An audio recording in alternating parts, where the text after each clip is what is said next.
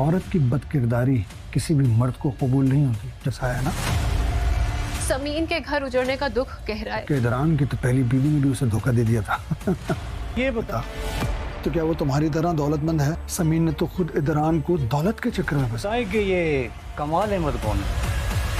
और जो मेरी जिंदगी, मेरी इज्जत उजड़ते उजड़ते रह गई, उसके बारे में क्या ख्याल?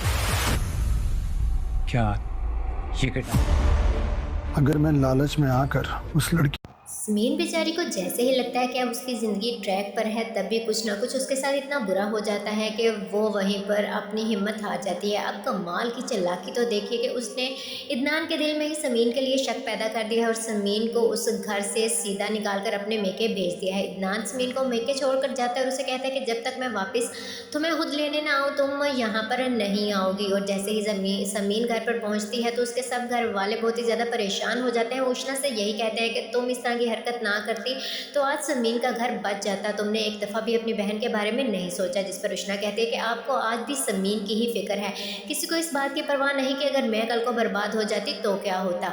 लेकिन यहाँ पर गलती समीन की नहीं बल्कि उष्णा और कमाल की है। दूसरी तरफ शाइला के पास तभी कमाल वापस आता है और उससे आकर माफ़ी तलाफ़ी करता है और समीन के बारे में उल्टी सीधी बातें करते हुए कहता है कि वो खुद इस तरह की है, इसलिए उसने मुझे फंसाने की कोशिश की है।